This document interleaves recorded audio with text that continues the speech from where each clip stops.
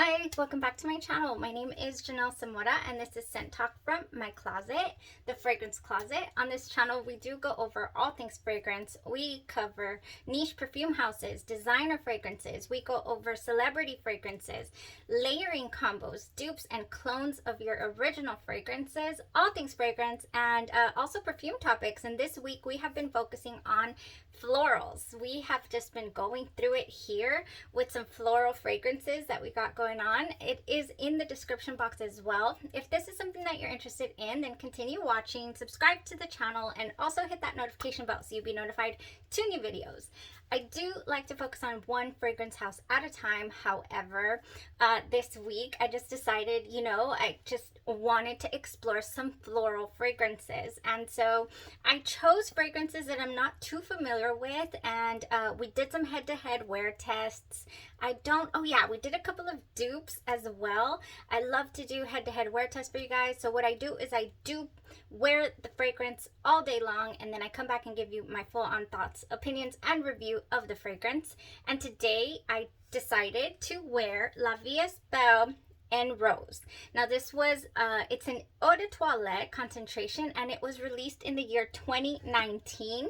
So yes, I am definitely slightly late to this party. However, anything with the name Rose in it was never really attracted me to it. Like, oh, I must try that rose fragrance. It's just no.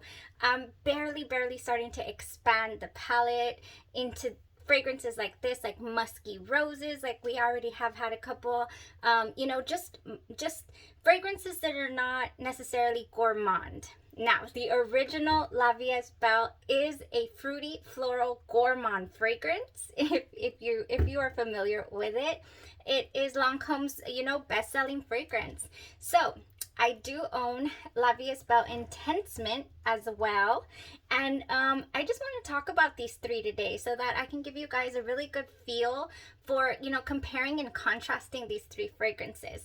But this is the fragrance that I wear tested today. Oh man, okay, so released in the year 2019, it is an eau de toilette concentration. So it honestly did not perform like an eau de toilette concentration. I'm really happy with the wear. Just want to spoiler alert that right off the bat. It is impressive. The longevity is very impressive for this being an EDT fragrance. Oh my gosh. In the opening here, we have raspberry, bergamot, pink pepper, and red berries. So right away, you do get a fruity, fresh berries feel in this opening. And I was mostly trying to pay attention to, so we are still lightly on skin. You guys, it has been,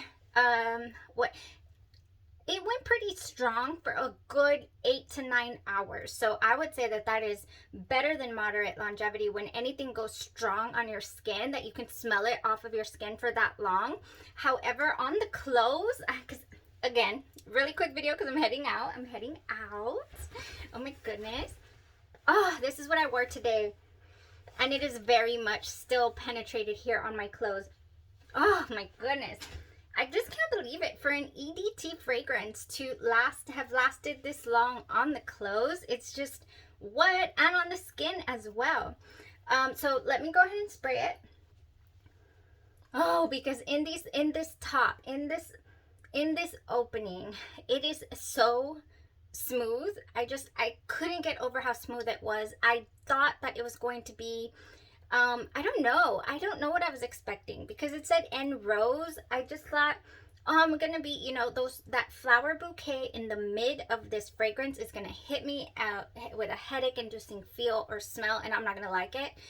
Because in the mid we have peony, lily of the valley, centifolia rose, and damask rose. So definite bouquet. In the base we have sandalwood, iris, patchouli, and musk.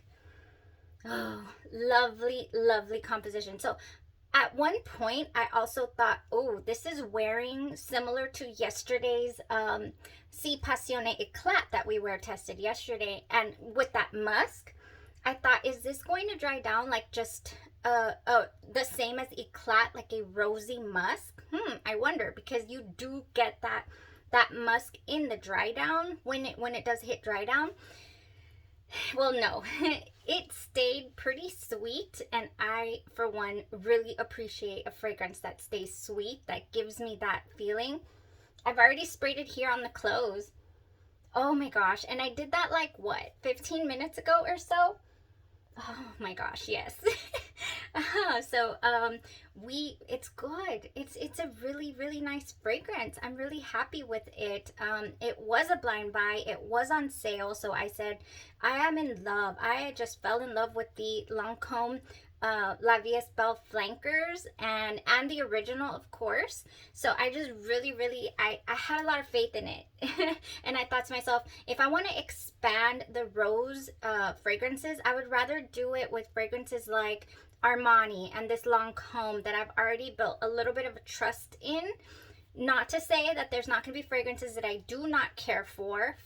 In the Armani week, I found out that I did not really like, oh, which one was it? My Way Intense. Ooh, I did not like that at all. It bothered me all day long. And then you have people who just absolutely love that fragrance. I didn't. And then for Lancome, it was the Idole Aura. I believe it was the Intense as well. I don't have it here. I believe it was the Idole Aura. Yeah, the Idole Aura that I just really did not care for. I do have the Idole Aura and the what else? Oh, and I have the Soleil also of this one.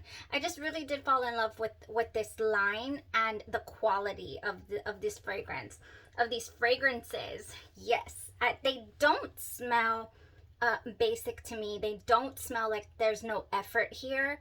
They each have a little quirk to them that is so good on its own, in its own right. So this, I feel, is the more, well, it says on the brand's website that this is supposed to be the fresher, more luminous and floral interpretation to the original La Vie Est Belle, and I 100% agree. The opening again is fresh berries. It doesn't feel as light as I was expecting it to feel. It feels like it has substance. And I mean, it went the distance, so obviously it does have some substance here. Fruity sweet, smells a little musky, a little flowery as well when you get into the heart of this fragrance. But what I appreciate is that them red berries or that raspberry feel never goes away. It never goes away. It does stick throughout the longevity of the wear.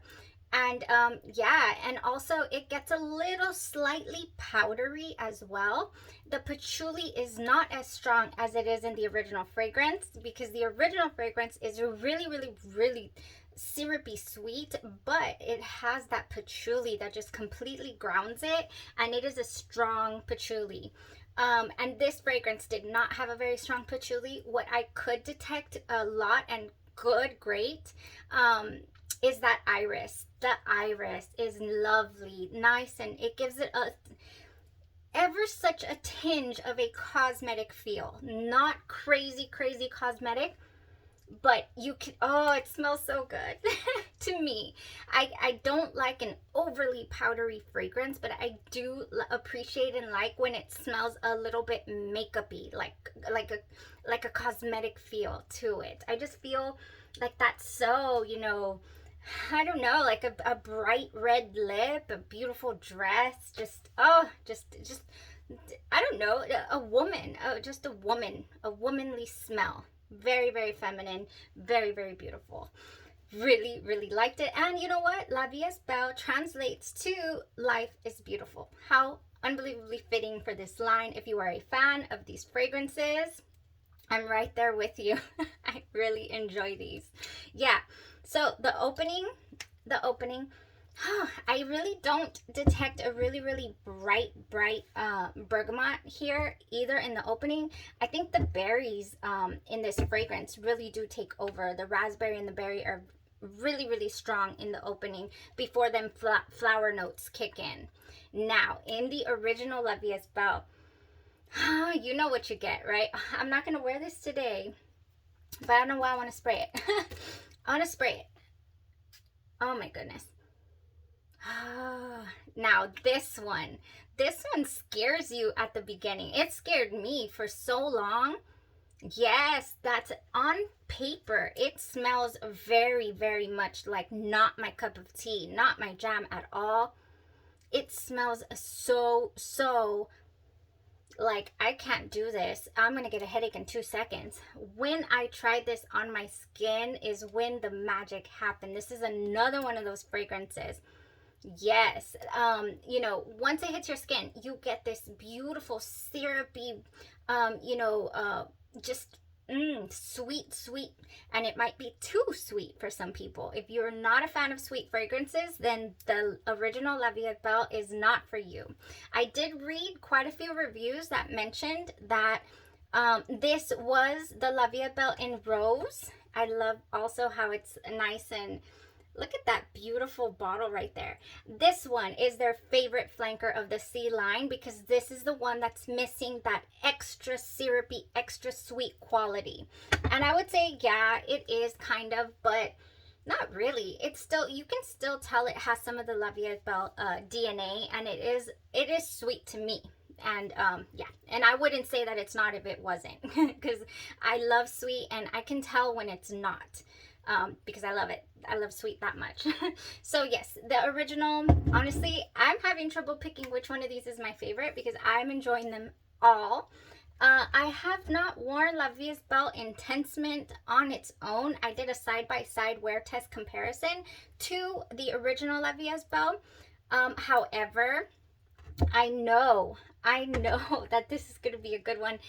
I'm a little worried about the longevity. Now, the longevity on the La Vie Est Belle, beast performance, even stronger, even longer, I feel, than this one would go.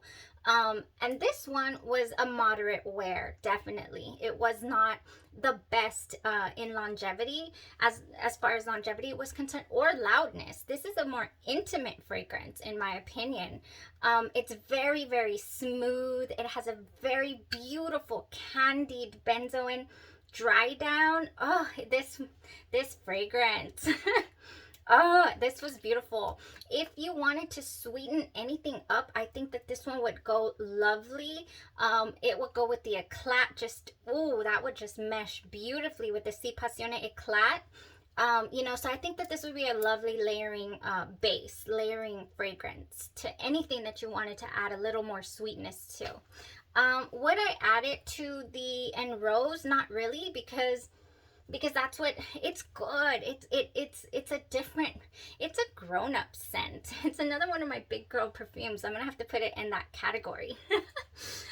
Like for example, Valentino Donna Born in Roma is not big girl perfume to me. That one's like really, really confident, sexy girl type perfume, but not big girl perfume. Not, I'm here, very confident, powerful woman. And I don't get that from that fragrance, or pretty much anything with a with that type of beautiful composition like this one has, like the Valentino Donna Born in Roma. And yeah, so that is it for Floral Week on the channel. I didn't get to wear test the what are these? I don't have room for this. I did not get to wear test the Tom Fords. Honestly, I got a little scared. I'm not gonna lie. I did a patch test one of these nights when I was trying to decide what I was gonna wear the next day. And I did a patch test of Rose de Amalfi and Rose de Chine and Rose de Russie. And I don't know why I decided to try all three at once. Before I took a shower one of these nights, I was almost, it sent me running for the hills. It was so crazy. You guys, these fragrances by Tom Ford here are complex. They are not simple. They are not. They transform. They're heavy. It's not a straight up, rosy fragrance. What I can remember from the Rose d'Amalfi was that it was very, very powdery, like to almost a powder that I couldn't handle. So I'm not even sure if I'm interested in wear testing these or just decluttering them, because honestly, I don't know. The Rose de Chine, honestly, to me on my skin on that little patch test, it ended up smelling like tea. I love a good tea note. I love a good tea fragrance, but I'm not sure if I want to wear a tea fragrance that I felt should have been a rose. I'm trying to explore roses here. So if anything, I think I'll leave these be for a while. I don't have the want to try them. I'm not feeling it right now.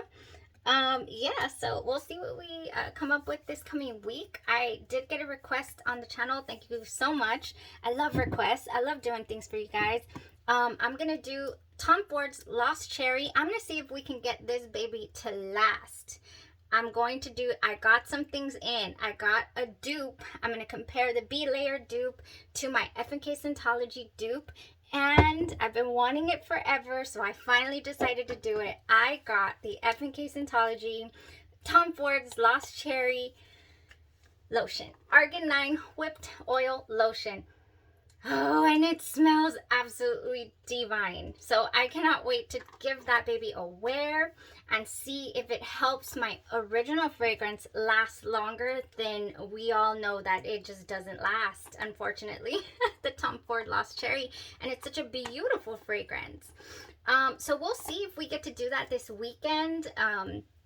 And we'll see what else we get into. Thank you guys so much for your support on the channel. I hope you enjoyed the La Vie Est Belle comparisons and contrasting here.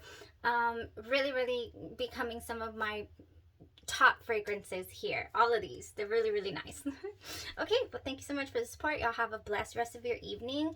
And gearing up for the 500 subscriber giveaway on the channel. Thank you so much. Bye-bye.